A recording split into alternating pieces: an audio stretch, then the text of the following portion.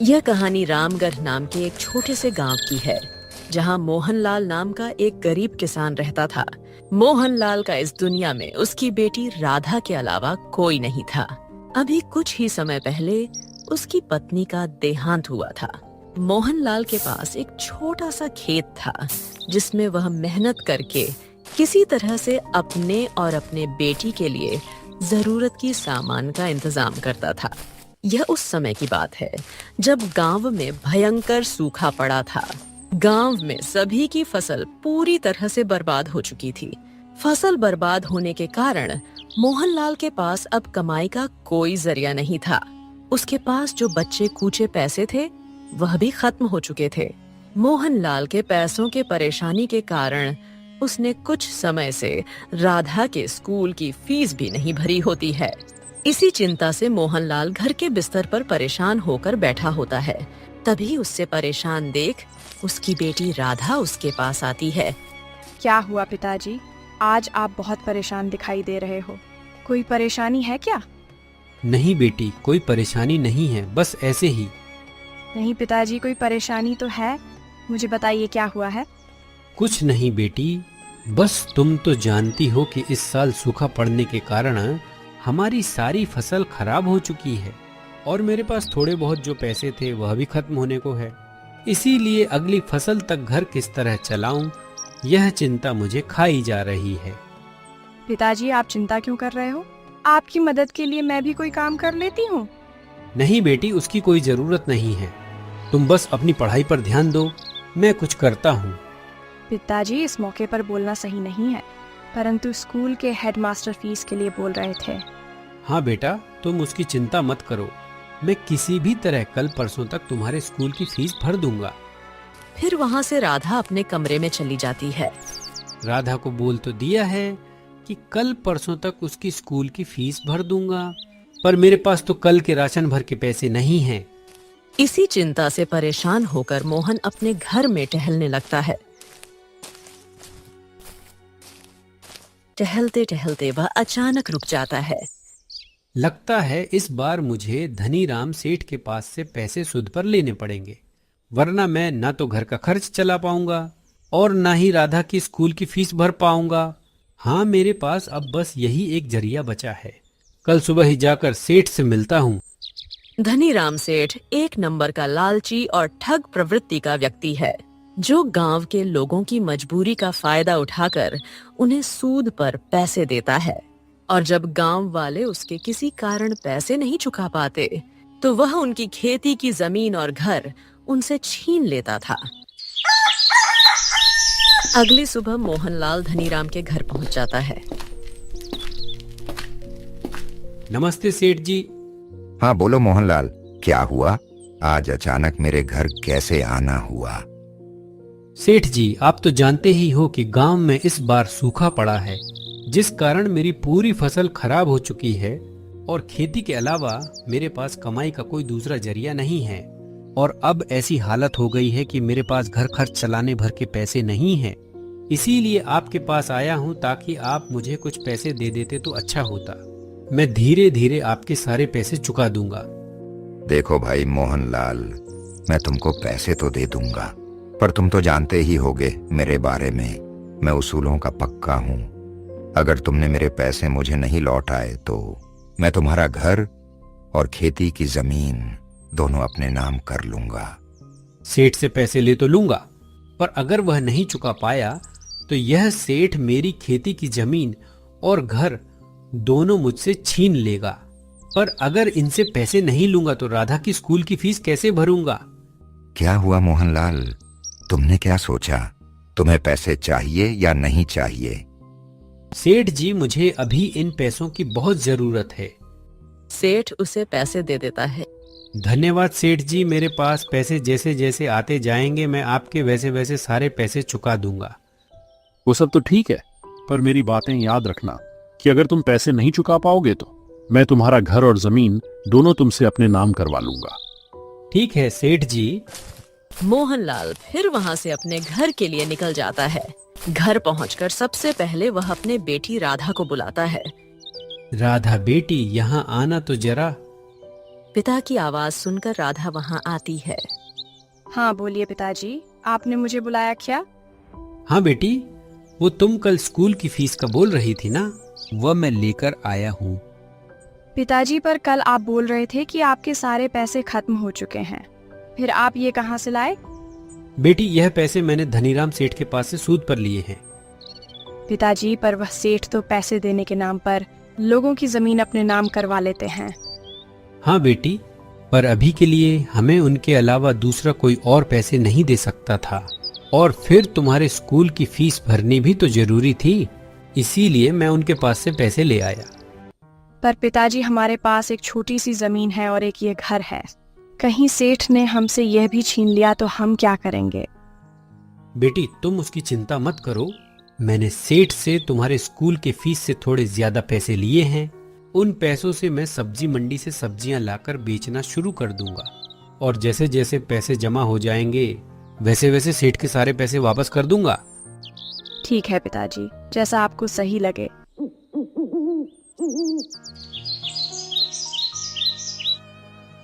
अगले दिन से मोहनलाल सब्जी मंडी से सब्जी लाकर गांव के बाजार में बेचना शुरू कर देता है।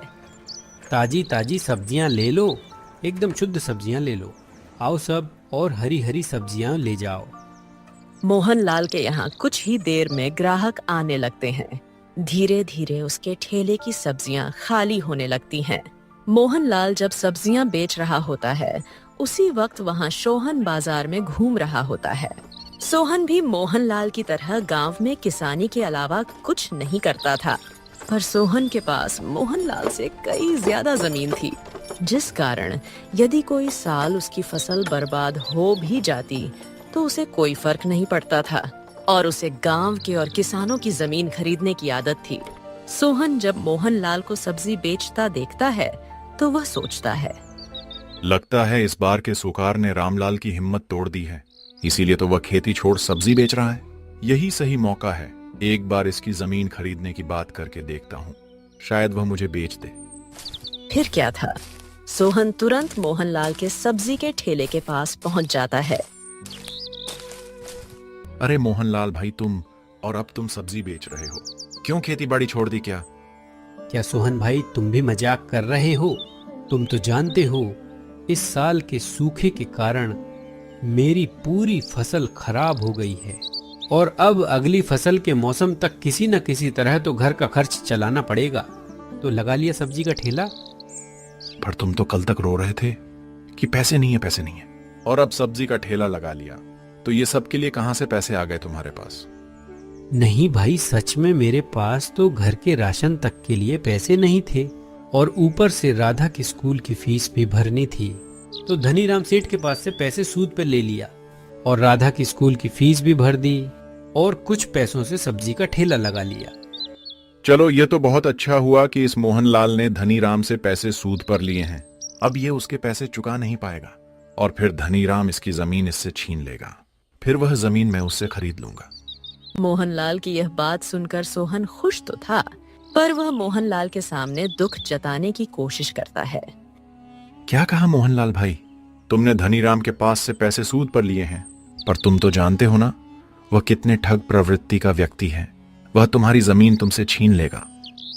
हाँ भाई, मैं जानता हूँ, पर वह तो तब होगा ना जब मैं उनके पैसे नहीं दूंगा। मुझे पता है कि अब अगली फसल तक तो मैं कुछ भी नहीं कर पाऊंगा, इसीलिए मैंने सोचा कि तब तक सब्जी का ठेला लगा लेता हूँ। इससे जो मुनाफा होगा उसमें से कुछ पैसे घर खर्च में काम आए, और कुछ मैं बचा बचा कर सेठ को वापस कर दूंगा। मोहनलाल की यह बातें सुनकर सोहन मन ही मन सोचता है, ये तो सही कह रहा है, इसकी सब्जी की दुकान तो अच्छी चल रही है, और अगर आगे भी ऐसा चलता रहा तो यह बहुत जल्द ही धनीराम के पैसे लौटा देगा, और अगर इसने धनीराम के पैसे लौटा दिए तो फिर मैं इसकी वह जमीन कैसे खरीदूंगा? सोहन थोड़ा परेशान तो हो जाता है, पर वह मोहनलाल के सामने कुछ जाहिर नहीं करता है। हाँ भाई, फिर तो सही है, मैं भी देखता हूँ अगली फसल तक कुछ ना कुछ कर लेता हूँ। सोहन मोहनलाल के सामने मीठी मीठी बातें करने के बाद वहां से निकल जाता है। थोड़ी दूर पहुंचकर सोहन मोहनलाल की जमीन हड़पने की नई तरकीब सोचने लगता है। मेरे पास इतना अच्छा मौका था मोहनलाल की जमीन अपने नाम करने का, पर जिस तरह उसकी दुकान चल रही है फिर तो मैं वह जमीन नहीं ले पाऊंगा। एक काम करता हूँ, धनीराम सेठ से मिलकर मोहनलाल की जमीन अपने नाम करने की बात करके आता हूँ। फिर क्या था, सोहन वहां से धनीराम से मिलने उसके घर की तरफ निकल जाता है। सोहन धनीराम के घर पहुंचते ही उसे सीधे मोहनलाल के बारे में बात करता है।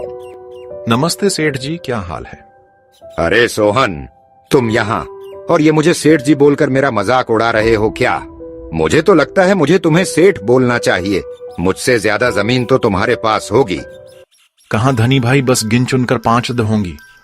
भाई तुम्हारी बात सुनकर तो मुझे वह मुहावरा याद आ गया। कौन सा मुहावरा भाई? वही बोलते हैं ना, हाथी के खाने के दांत अलग होते हैं और दिखाने के अलग। बस भाई मजाक छोड़ो, मैं तुम्हारे पास एक बहुत जरूरी काम से आया था। मैंने सुना है उस रामलाल ने तुमसे पैसे सूद पर लिए हैं। हाँ भाई, अभी कल ही तो लेकर गया वह मुझसे पैसे। क्यों नहीं देना था क्या? उसे तुमने बताया था ना कि अगर वह तुम्हारे पैसे नहीं लौटा पाएगा तो तुम उसकी जमीन अपने नाम करवा लोगे। हाँ, मैंने उसे पैसे देने से पहले और पैसे देने के बाद अच्छे से समझा दिया था कि अगर उसने मुझे पैसे समय से नहीं लौटाए तो मैं उसकी खेती की जमीन के साथ साथ उसका घर भी अपने नाम कर लूंगा। ये बहुत सही किया तुमने। क्या हुआ सोहन भाई, कहीं तुम्हें उसकी जमीन तो नहीं चाहिए? हाँ भाई, तुम एकदम सही समझे, मुझे उसकी जमीन चाहिए थी। मैंने कई बार उसे वह मुझे बेचने का प्रस्ताव दिया था, पर वह हमेशा मना कर देता था। पर इस बार अच्छा मौका है उसकी जमीन अपने नाम करवाने का। तो अब तो तुम्हें उससे उस जमीन की बात करने की जरूरत ही नहीं पड़ेगी, क्योंकि कुछ ही दिनों में उसका मालिक बन जाऊंगा। तो फिर सीधा मुझसे बात करो जमीन की।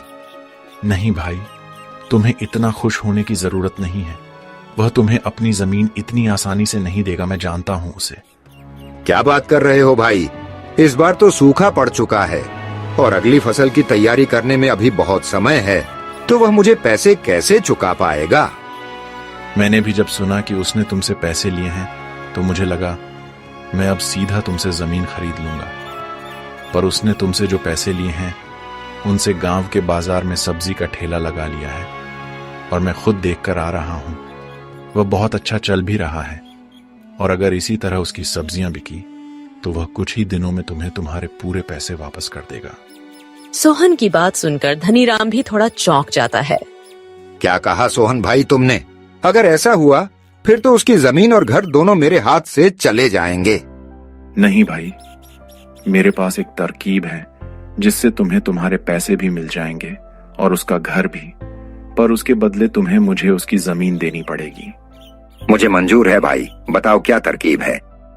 भाई कोई बहुत बड़ी तरकीब नहीं है। तुम बस मोहनलाल से अपने पैसों का पूछते रहना, और जैसे ही वह कहे कि 2-3 दिनों में दे दूंगा तो फौरन मुझे बता देना। मैं उसके सारे पैसे चुरा लूंगा तो वह तुम्हें पैसे नहीं दे पाएगा, और अगर वह पैसे नहीं दे पाया तो जमीन और घर तुम्हें देना पड़ेगा, और चुराए हुए पैसे भी मैं तुम्हें लाकर दे दूंगा। इससे तुम्हें तुम्हारे सारे पैसे भी मिल जाएंगे और घर भी, उसके बदले तुम मुझे उसकी जमीन दे देना। सोहन की तरकीब सुनकर धनीराम सोचता है, सही है, इसमें तो मेरा ही फायदा है। चोरी भी श्याम करेगा और मुझे मेरे पैसे भी मिल जाएंगे, और साथ ही साथ रामलाल का घर भी। मुझे मंजूर है श्याम भाई। मैं थोड़े थोड़े दिनों में मोहनलाल से पैसों के बारे में पूछता रहूंगा, और जैसे लगेगा कि उसके सारे पैसे जमा हो गए मैं फौरन तुम्हें बता दूंगा। फिर क्या था, सोहन वहां से अपने घर के लिए निकल जाता है।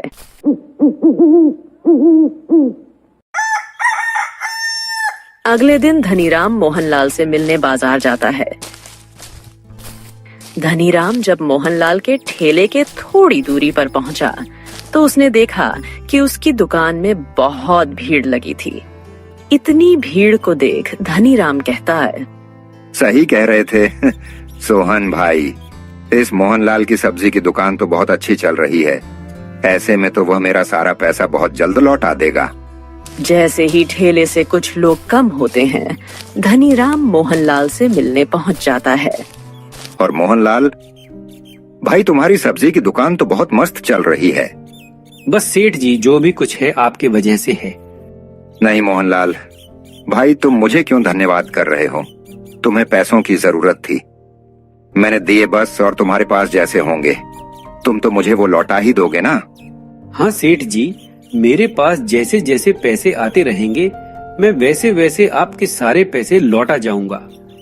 नहीं मोहनलाल भाई, तुम्हें ऐसा करने की कोई जरूरत नहीं है।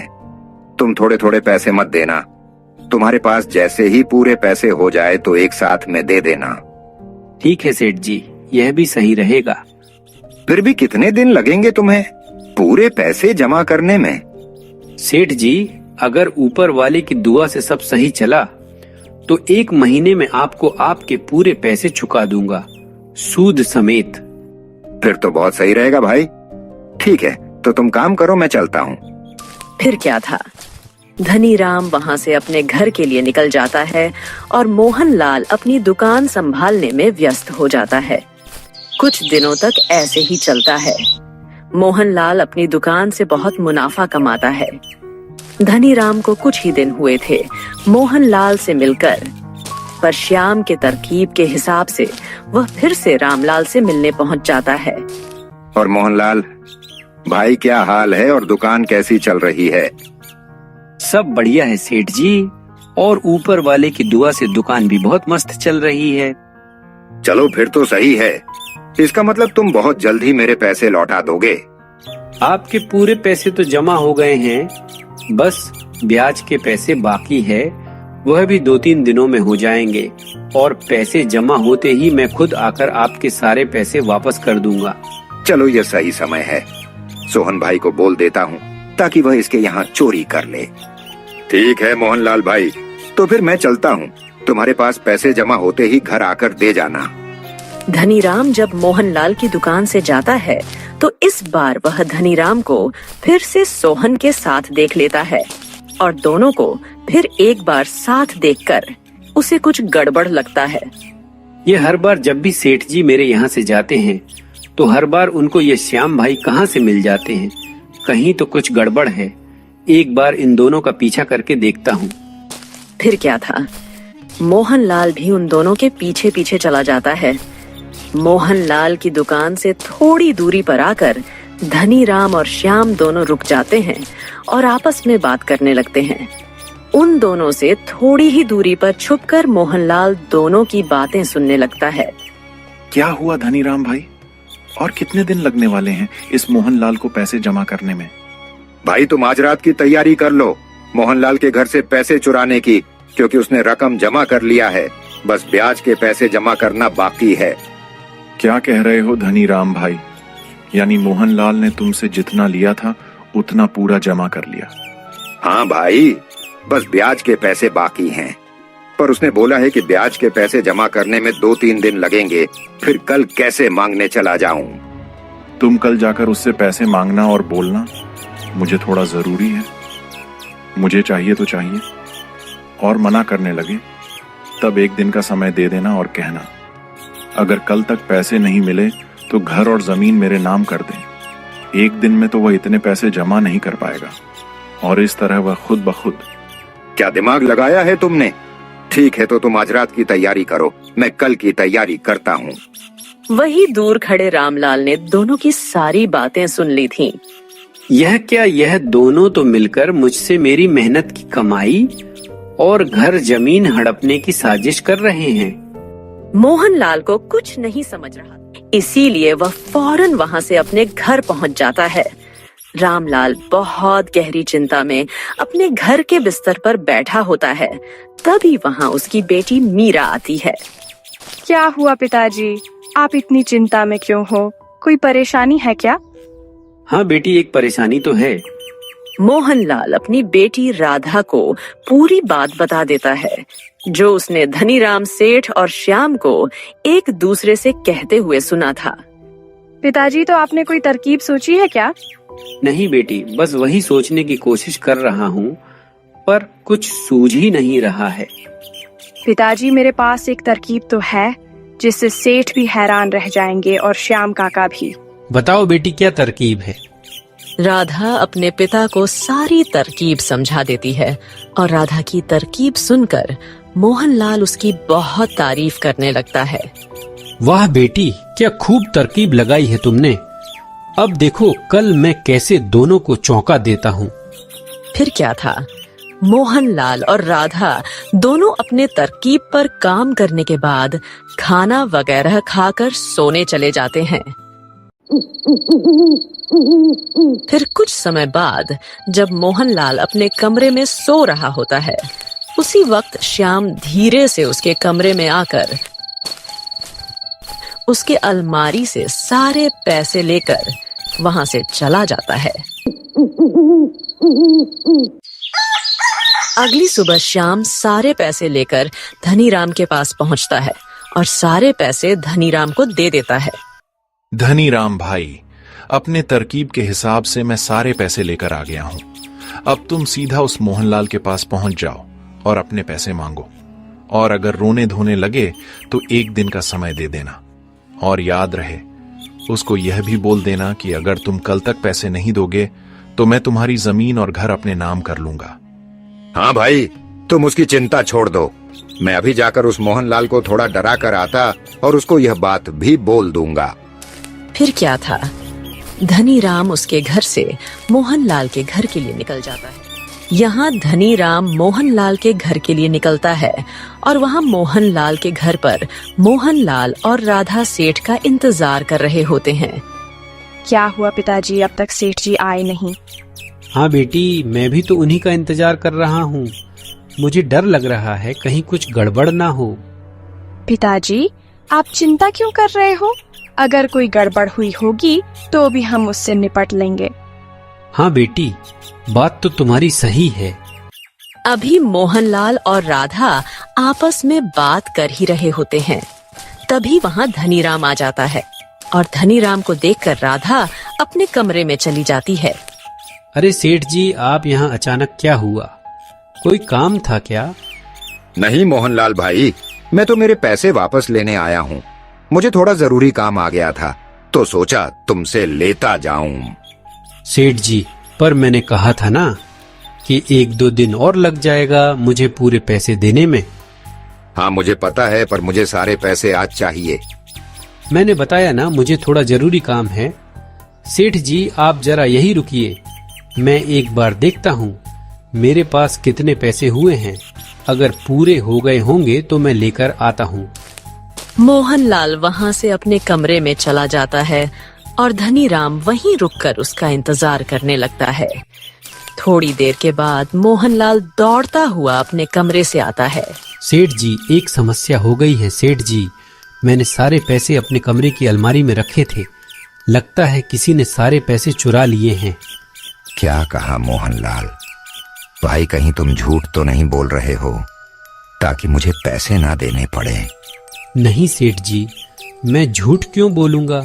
सच में मैंने सारे पैसे अपने कमरे की अलमारी में रखे थे और मुझे झूठ बोलकर क्या मिलेगा। आज नहीं तो कल मुझे आपको आपके पैसे तो लौटाने ही पड़ेंगे ना। धनीराम अंदर ही अंदर बहुत खुश हो रहा होता है। चलो सही है, सब सोहन भाई के तरकीब के अनुसार हो रहा है। अब इसको थोड़ा और डरा कर कल तक की मोहलत देकर यहाँ से निकलता हूँ। देखो मोहनलाल भाई, मुझे ये सब कुछ नहीं सुनना है। मुझे मेरे पैसे चाहिए, और अगर तुम अभी नहीं दे सकते तो मैं कल सुबह आ जाता हूँ। पर कल मैं कोई बहाना नहीं सुनूंगा, और अगर तुम कल मुझे मेरे पैसे नहीं दोगे तो तुम्हें कल तुम्हारा यह घर और तुम्हारा खेत मेरे नाम करना होगा। धनीराम की यह बात सुनते ही दूसरे कमरे से राधा निकल कर आती है। क्या हुआ पिताजी, कहीं आप सेठ जी के पैसे तो नहीं ढूंढ रहे थे अपने कमरे में? हाँ बेटी, मैं वही ढूंढ रहा था अपने कमरे में, पर लगता है रात को किसी ने अलमारी से सारे पैसे चुरा लिए हैं। पिताजी, शायद आपकी याददाश्त कमजोर हो चुकी है, क्योंकि आपने तो सारे पैसे मुझे दिए थे रखने के लिए। ये लीजिए पैसे और दे दीजिए सेठ जी को। अरे हाँ बेटी, मैं तो भूल ही गया था। अच्छा हुआ तुम आज घर पर ही हो, वरना मैं तो सेठ जी को पैसे दे ही नहीं पाता। यह लीजिए सेठ जी, आपके सारे पैसे ब्याज के साथ है, एक बार गिन लीजिएगा। मोहनलाल धनीराम को उसके पैसे दे देता है। मोहनलाल के पैसे देते ही धनीराम सोचने लगता है, ये कैसे हो गया? मोहनलाल के सारे पैसे तो सोहन भाई ने चुरा कर मुझे लाकर दे दिए थे, तो ये मोहनलाल कहाँ से पैसे लेकर आ गया? क्या हुआ सेठ जी, क्या सोच रहे हो? यही ना कि मैं यह पैसे कहाँ से लेकर आ गया। मोहनलाल की यह बात सुनकर धनीराम चौंक जाता है। सेठ जी चौंकिए मत, मैं सब जानता हूँ। आप और सोहन भाई ने मेरी जमीन हड़पने के लिए क्या क्या तरकीब लगाई है, पर आप लोगों की नसीब फूटी समझिए या मेरी अच्छी किस्मत जो भी हो, मैंने कल आप दोनों की बात सुन ली थी और मेरी बेटी की तरकीब की वजह से रातों रात आप दोनों को चौंकाने का सारा इंतजाम कर लिया था। सेठ जी, सोहन भाई ने जो रुपए आपको लाकर दिए हैं वो सारे नकली हैं। फिर क्या था? धनीराम मोहनलाल से माफी मांगने लगता है। दोस्तों, इस तरह अपनी पूरी मेहनत से मोहनलाल ने धनीराम से लिए सारे पैसे जमा कर लेता है और वहीं उसकी बेटी राधा की सूझबूझ से वह डूबने से बच भी जाता है। दोस्तों, इस तरह की और शानदार कहानियां देखने के लिए हमारे इस चैनल को जल्द से जल्द सब्सक्राइब